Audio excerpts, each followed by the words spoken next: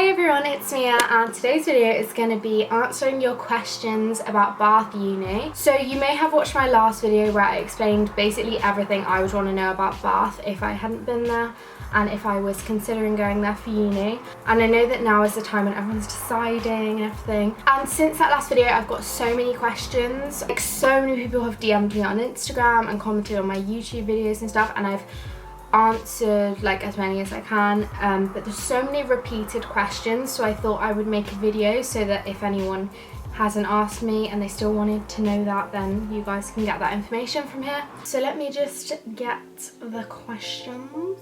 So if you like this video, make sure to give it a thumbs up and subscribe to my channel down below, and let's just get started. So the first question I'm going to answer is about what people in Bath are like. So a lot of people have messaged me on the DMs saying like what are people in Bath like, and specifically that they've heard that it's like quite private school, so like a large quantity of people from private schools. I mean, like, I do probably know a lot of people that went to private schools, and I had a look online at like the, you know how you can see what percentage of uni students are from private schools. So at Bath it's 27.4%, and compared to like say Oxford and Cambridge is around 40% of the students are. So yeah, looking at the whole like chart, it is one of the highest after like all the prestigious unis, if you know what I mean. I don't want to say this doesn't make a difference, because I think it does make a difference, but not everyone. So like it doesn't mean that everyone that's been to private school is like really like how you would think that they are. I think the only place where it makes a difference the most is maybe like sports teams, so for example rugby boys. But I haven't met anyone and have been like, oh god, don't like you. Do you know what I mean? Like I literally haven't met anyone in Bath that I don't like. So yeah, I guess you could say it is like more of a richer place, but I don't know if it makes much difference. On the whole, I have not met anyone in Bath that I don't like.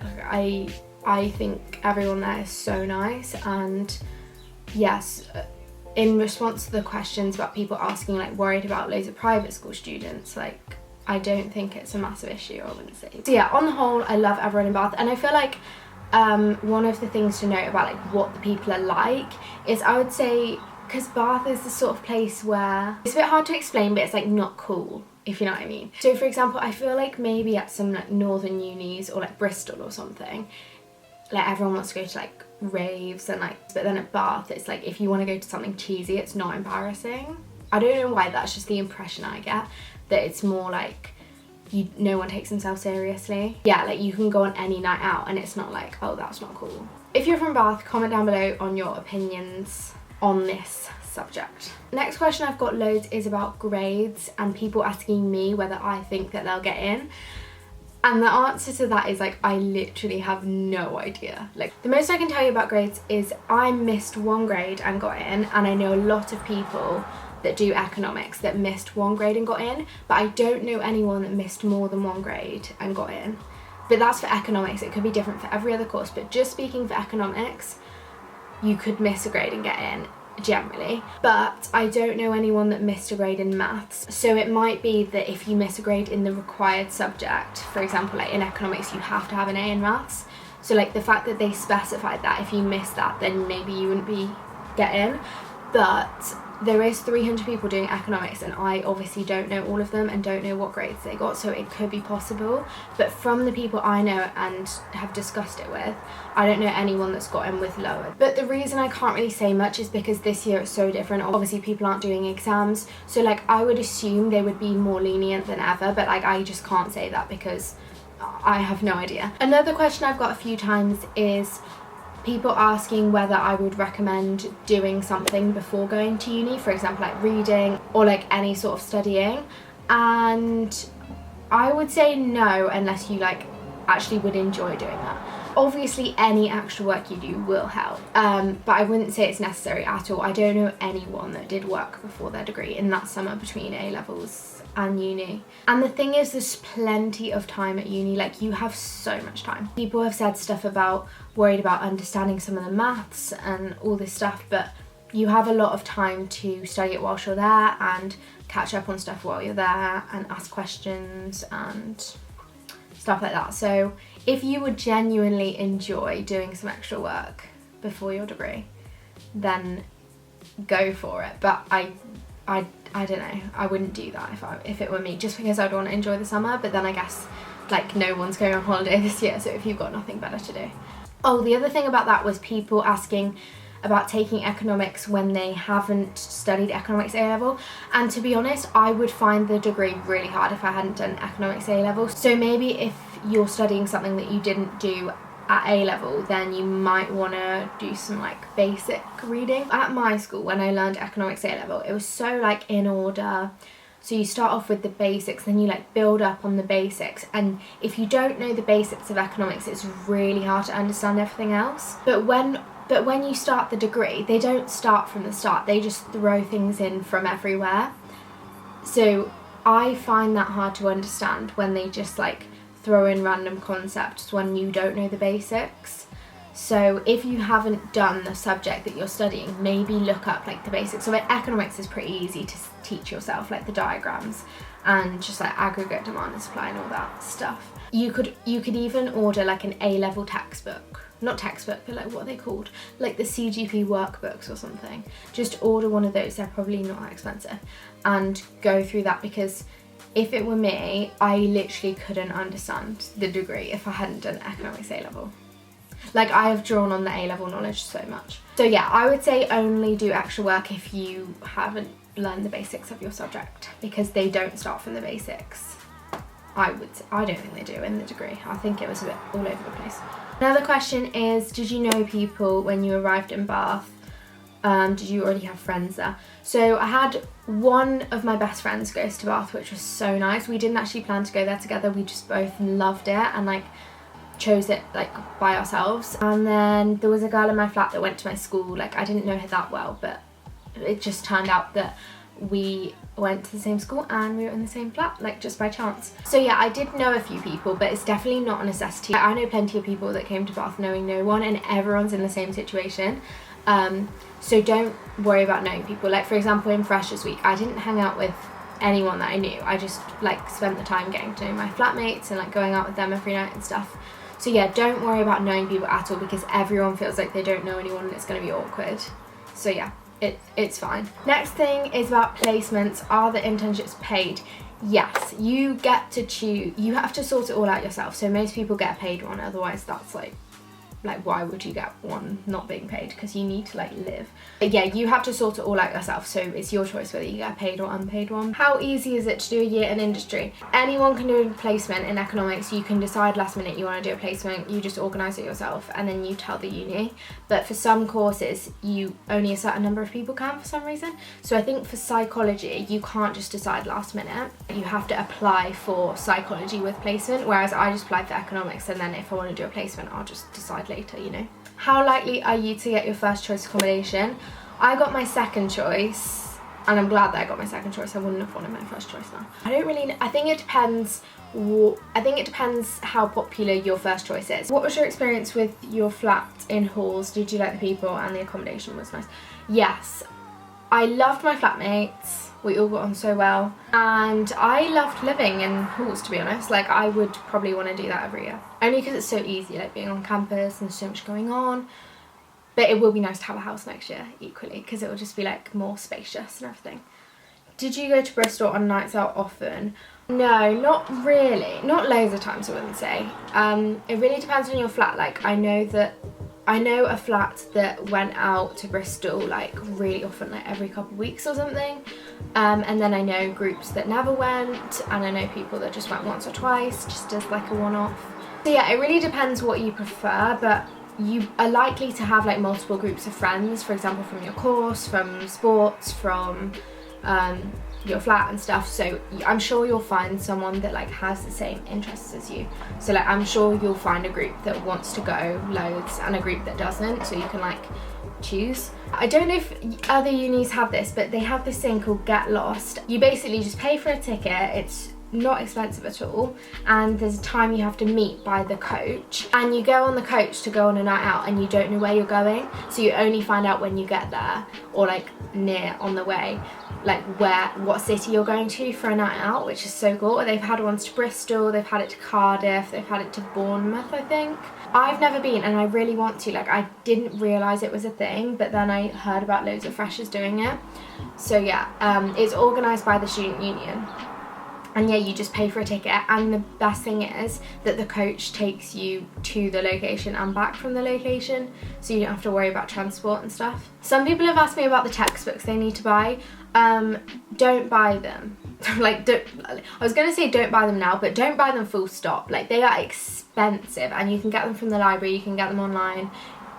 Yeah, they're minimum £50 each for a textbook. And also, I couldn't tell you because it depends on the lecturer. So like, I didn't realise this for ages, but it's not like school in the sense that like everyone doing that A level is like studying the same stuff. At uni, it's like the lecturer just decides what they want to teach you pretty much, and then they make the exam. Like, no other uni is doing the exact same as you. If you have a different lecturer, it will be different content for the exact same module. So if I had a certain lecturer this year for a module, I couldn't tell you the textbook because different lecturers recommend different ones. So if you had a different lecturer, you'd have an entirely different experience with the module. Oh, someone said about they're worried that they're not very sporty, and Bath is quite a sporty uni. This is definitely not a problem at all. I know people that are not sporty. I'm not sporty, to be honest. Like, I just joined cheerleading because I wanted to be a part of a team, and I really like it in the end anyway. But if I hadn't have joined cheerleading, I would have been absolutely fine as well. Like, you don't have to do sports at all. Also, it's a great opportunity to like maybe try something that you didn't want to, because every sports has rec teams and like just things that are non-competitive, and you can always just quit. But yeah, it's not difficult to make friends if you don't do sports, because you'll have flatmates, you'll have course mates. Do the sports teams mix with each other? Not really. Like, on nights out, on the sports night, which is called Score, all the sports teams pretty much stay together just because it's like the sports night. Like, you have the social with your team and then you go out with them. But obviously people mix with like their course and their flat. So yeah, it's not like you're just friends with people that do the same sport as you. Is the workload massive? Not really. Depends how much effort you want to put in, because you can tailor the workload to whatever you want. You can have as much or as little work as you want, because they don't force anything on you. But it's obviously recommended to like do the work that they say, just because that's what gets you the grade, like just to pass really. What happens if you miss a lecture? Nothing. Some things they record your attendance. So if you do a subject where there's labs, you have to attend them. Like, they will take a register, or like you scan your library card when you go in or something, just because it's like you have to, I don't know, but you just have to go to them. But for economics, politics, like those sort of subjects where it's just lectures, they're all well, I don't know if they're all recorded for every subject, but for economics they are. You can just catch up in your own time, or if you don't, like, nothing happens because they don't know that you're not there. So yeah. How often do you go into the city? About twice a week for nights out, and only once probably for anything else. So like if I do a food shop, or if I get lunch with someone, or get a coffee, or just like go into town for something I need. Just once a week for things that I need, and probably twice for a night out. But it's really easy to go into the city and quite cheap for the bus, so yeah. Some people have said, what are my honest opinions on Bath? And everything I'm saying is my honest opinion on Bath. Like, if I didn't like something, I'd obviously say, because I want everyone to go to the uni that's perfectly suited for them. But I just like, I'm trying to be as honest as possible. I'm not trying to like sell it up to you. Like, I don't get anything if you go there, if you know what I mean. So like, everything I'm saying, don't think I'm trying to make it sound amazing, because like, I don't care whether you go. Like, it sounds weird, but I've got quite a few messages about cheerleading as well, because I've obviously mentioned in like a couple of my vlogs or something that I do cheerleading. So like, some of the questions are like, did you have any experience? Do I need to be flexible? Like, how do you join? So I had no experience with anything to do with cheer or gymnastics. Like, I was not flexible at all. So yeah, the answer is whatever level you're at, you can do cheerleading. So there's stunting, which is where you like throw people in the air and stuff like that. And that I was in the rec squad. So that means like you don't compete, it's just like they teach you how to do it. And yeah, I had never done anything like that before, so I went in the rec group. But then if you do have experience with that, you can try out to be in a squad. So there's like level 2 and level 3. So in Freshers Week there's a sports fair, and there'll be like, you'll definitely see the cheerleading because they do like stunts in the middle of the sports fair, and you can go up to the stand in the sports fair and just like find out all about it and when the tryouts are and when to join and how to join and everything. So yeah, it's all in Freshers Week when you find that out. So yeah, if you have experience, you can try out for one of the squads. If not, you can just go in the rec squad. So that's stunting. And then there's pom, which basically means just like dancing, but with the pom-poms. So it's like cheer, like the, you know, like in the movies. And I did that as well, so I did both. And for that there's a freshers squad, which you don't have to have any experience for. That's the one that I went in. And then there's a small pom squad, and for that one you have to try out to get in there. So yeah, you probably need a bit of dance background to go into the dance squads. And the other dance squads are jazz and hip hop. So if you want to try out for any of the dance squads, what I would recommend is this summer, learn how to do the splits if you can't already, because you sort of have to be able to do the splits to go in one of those squads. You need to be able to do the splits, you need to be able to jump. So like box jump, like any jump. They just, in the tryouts, they get you to do your best splits. So basically you only have to do it on one leg, and then they get you to do a jump.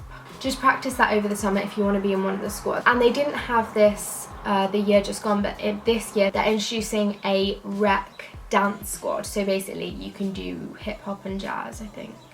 I don't know what it's going to be because it hasn't been introduced yet, but I think hip hop, like hip hop, jazz, pom, a mix of them, and that'll be like non-competitive and everything. Oh, and also about the sports teams, you do have to pay for them. So for cheerleading, the membership per year is £35, I think.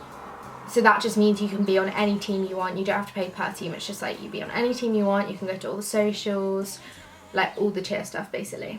But it doesn't include like competitions, like you have to pay for competitions as well. And the last question I'm going to answer is about diversity, because I had a couple comments on this, and if I'm being honest, I don't entirely know about like whether it's good for diversity or like a good level of diversity. One of the reasons being like I am white, straight, like I'm not part of a community such as like LGBTQ and like stuff like that.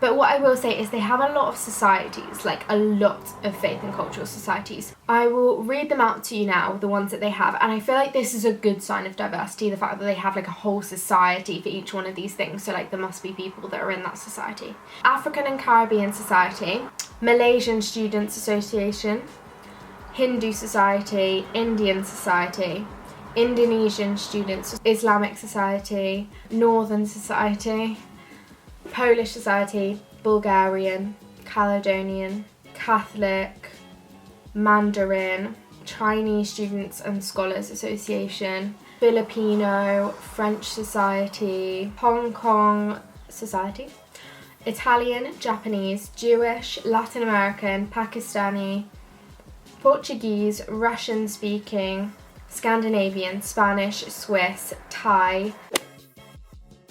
Like, I've met people from literally all over the world at Bath. It's more diversity than I've ever had in my life. Probably not as diverse as like London unis. There's so many societies. I'll link the page down below to all the societies because there's so many. I hope this was helpful for you. Again, if you go to Bath or if you have any experience with anything that I've mentioned, feel free to leave a comment down below sharing your opinions on anything that I've talked about, because obviously I'm only one person. So yeah, if you like this video, make sure to give it a thumbs up and subscribe to my channel down below, and I will see you in my next video. Bye.